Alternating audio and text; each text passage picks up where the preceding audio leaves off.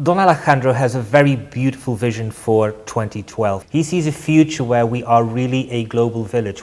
We have internet, we have very cheap flights from anywhere in the world to another part of the world. All of those things, communications and transportation, have so become revolutionized in the past few decades that we really are in a different age. There's a switch in our mind that we actually begin to live the life we have to live, and also that this is somehow politically endorsed in the sense that we are a global village. So me and Don Alejandro, we, I think, are on the same page.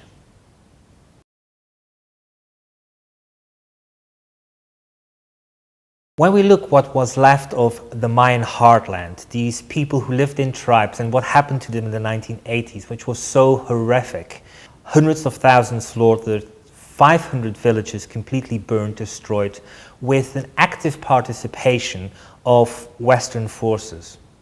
You would think that this is something which poor farmers who have been subjected to whatever for 500 years would simply be unable to survive. Well, that's simply not the case. They began to realize that really they had been pretending to be Mexicans, they had been pretending to be Christians, but at their very heart they had thousands of years of Mayan inheritance. There was Mayan blood flowing through them. In those parts of the country, and specifically in Guatemala, you began to see the resistance being built up and people saying, yes, we are Mayans.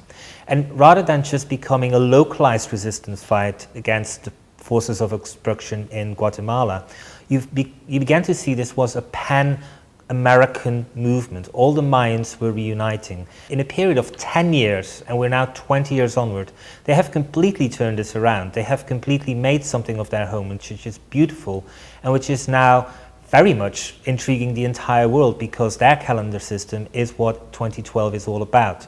So I think what has happened there is also a message to the rest of the world that really maybe rather than just despair about the future, you should actually start to work together on a global level, on a cross-cultural level. And that, I think, is really what the Mayan Renaissance is all about.